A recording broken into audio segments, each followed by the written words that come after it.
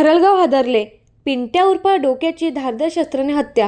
तक्रार करण्यास सांगितल्याच्या रागातून कट. तिघे आरोपी ताब्यात. कल्याण तालुका पोलीस ठाण्याच्या हद्दीतील मारळगाव परिसरात रवींद्र उर्फ पिंट्या उर्फ डोक्या यशवंत अहिरे या 30 वर्षीय तरुणांची धारदार शस्त्राने वार करून निर्गुंद हत्या करण्यात आल्याची धक्कादायक घटना घडली. या प्रकरणी कल्याण तालुका पोलिसांनी तिघा आरोपींना ताब्यात घेतले आहे.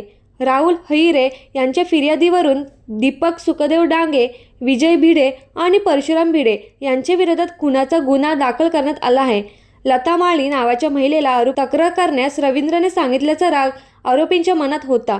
याच कारणातून हा खून झाल्याची माहिती प्राथमिक तपासात समोर आली आहे. मल्लखांब कंपाऊंड परिसरात तिघांनी रवींद्रवर धारदार शस्त्राने सपासप वार करत जीवघेणा हल्ला केला. गंभीर जखमी झालेल्या रवींद्रचा मृत्यू झाला.